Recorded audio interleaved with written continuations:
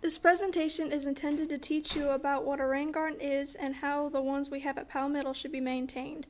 These rain gardens were installed with the help of Beaver Creek Task Force and funded by the Tennessee Department of Agriculture Non-Point Source Program. They are now the responsibility of Powell Middle to maintain. So before we dive in and learn how to take care of our rain gardens, we need to talk about a primary and important underlying concept: what stormwater is and how it can affect creek health. In our case, how it can affect Beaver Creek. Stormwater is runoff from rainfall that does not soak into the ground. It is commonly associated with urban areas because of the increased number of buildings and hard surfaces like parking lots and roads that do not allow for stormwater to be absorbed.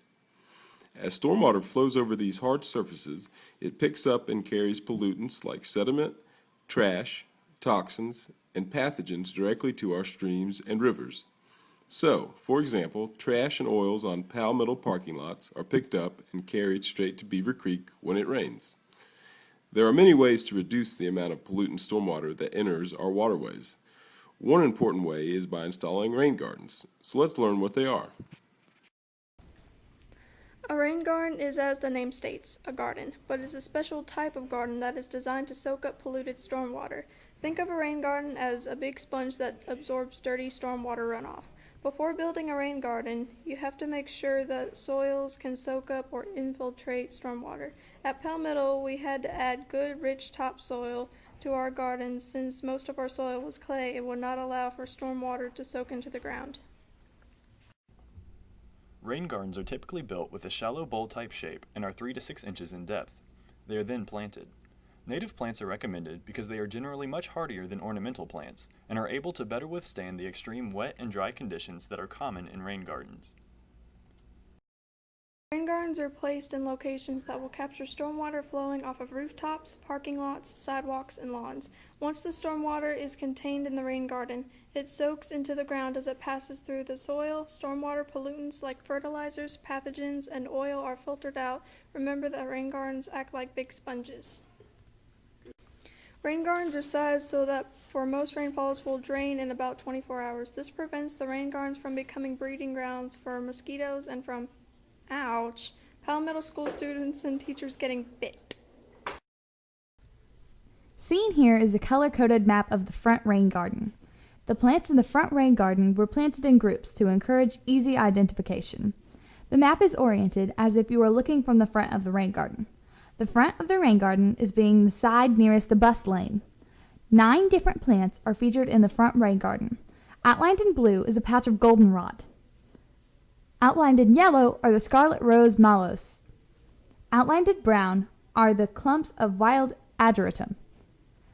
Outlined in green are the Stokes asters. Outlined in red are the blazing stars. Outlined in purple is a patch of bee balm. Outlined in white are the summer sweet shrubs. Outlined in orange are the blue stars.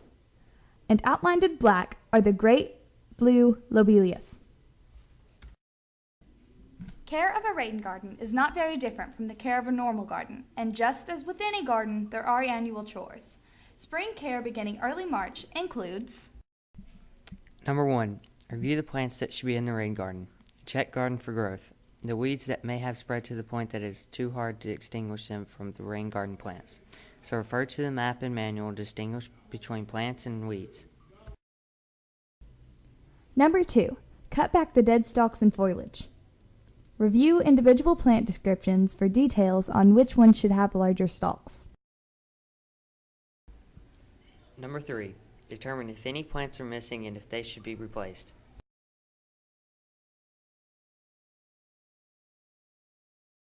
Number 4. Before beginning to weed the garden, ensure that you know which plants were intentionally planted in the garden. There is information on weeds in the manual and several great websites for weed identification. Number 5. Weed any unwanted growth. Be sure to remove the entire root from any weeds that are pulled.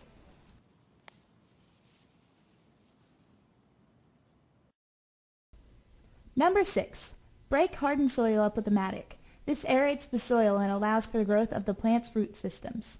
Use care not to harm adjacent plants. Number 7. Apply a 3-inch layer of mulch throughout the garden and on the berm. Leave about 3-inch space from the plant stems and mulch. Mulching too close to the stems can cause harm to the plants. As spring turns into summer, the rain garden should be weeded on a monthly basis. As in any garden, weeds will grow throughout the summer. It is much easier to keep up with the weeding rather than waiting until the weeds have overtaken the garden.